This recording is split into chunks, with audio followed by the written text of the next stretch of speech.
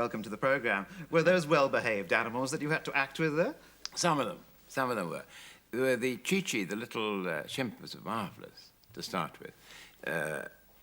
Used to walk hand in hand and kiss my hand and very sweetly carry it around. But by the end of a year's filming, she was as bored as I was, and she used to beat me over the head every time I touched it. Did you have much trouble keeping a stiff upper lip with them? The seals were particularly difficult because they're extraordinary animals. You have to constantly feed them. I had a bucket of fish by my side and talking to this seal and feeding it between the shots. And the trouble was, the great trick was not to get your finger in as well as the fish, because their teeth go backwards rather than ours go forward, so they were taking your finger as well. It was quite fun. It was rather interesting in a way because it was impromptu. We kept the cameras turning all the time, and one just rehearsed with a dummy, and then you put the animal in, and then you keep the cameras turning, and you got what you could, because they wouldn't always behave the same way.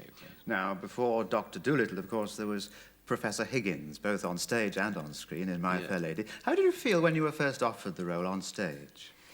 When I was playing here at the Phoenix in a play called Bell, Book and Candle, and they asked me, they came over to talk to me about doing it, and they hadn't got much of the music. And it was then called Lady Liza, of all things. And they had a few numbers, and they asked me if I would do it before they wrote the numbers for me. And I didn't really fancy that very much. I was rather worried about the singing side of it. So I demurred for about 3 weeks, and then I decided, on the strength of Lerner's lyrics, who seemed to be very faithful to Shaw in many ways, that I would risk it. And then they wrote all my numbers afterwards. They said, we can't possibly write the score unless we know you're going to do it. It's the usual come on, of course. And it was, we've got to write it in your key, and my key was about 2 notes. So there was a little problem. But anyway, I said yes, thank God I said yes, and did it and loved it. But what about the singing? Did they say that they were going to train you to sing? Well, yes, there was a question of going and having my voice trained. Well, I did. I went to a gentleman in Wigmore Street who really taught singing. I mean, bel canto singing, proper singing. So I tried that for about 3 or 4 weeks. It was absolutely hopeless. I knew that if I was ever going to be a singer, it would take about 7 or 8 years at least.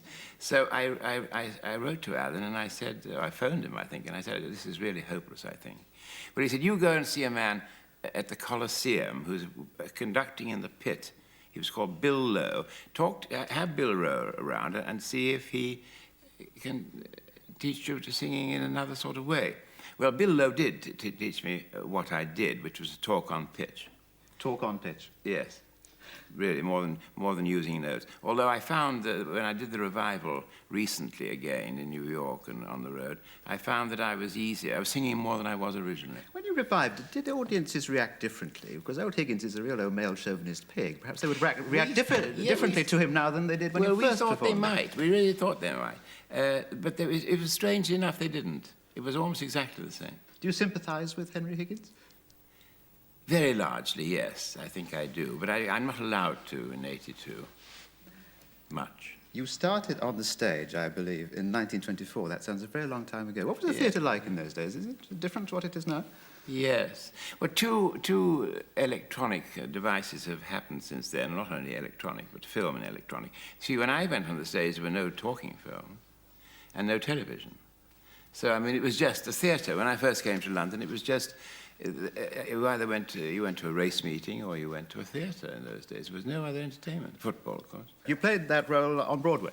Yes, with Claudette Colbert, and George Rose played the butler in that production. And what is the Kingfisher? Is it lost youth, lost love? What is it? It's rather a sweet story. It's about 2 people who had a romance when they were in their late teens, early 20s, and then who meet again when in their 70s. And it's picking up the old threads, and it's a rather sweet play of Willie Hume's. I've seen it, and it's most enjoyable. Now, I imagine people looking at you on this programme this afternoon saying, why has Rex Harrison got a beard? Why have you got a beard? Well, because I'm doing Shaw's Heartbreak House, rehearsing at this moment at the Haymarket, where we're going to do it at the Haymarket. We're doing a tour, and then we're going to open at the Haymarket in March for 12 weeks, hence the beard. Because the man I play, Captain Shotover, is described ashore as a bearded man, and I could have stuck it on, but I thought it was such a bore 8 times a week that I grew it. And I got to grow it a bit longer because he's supposed to be, he's an old mariner. An old mariner. If I may say so, you are 74 years old. Are you going to go on forever acting? Yes, I imagine so. I don't think we retire in our profession much. You don't. Is there anything that you haven't played that you would like to play? Do you have any pinnacles that you would still like to climb? Well, I always wanted to play Shotover, but I was waiting until I was 74 to do it because he's 88. Really? Yeah, he's supposed to be 88. Well, it has been played by younger men than I, but I think it's probably better if when you get into your 70s, the part sits better because it's not so hard to get to 88, but when you're 30, it's very tough to get to 88. So I've been doing this quite a while because after we finish the Haymarket, I think we're going to tape it, and then we're going to do it in Washington and New York for a season. Well, we look forward to that, and thank you very much for joining us on Sunday Sunday. Rex Harrison.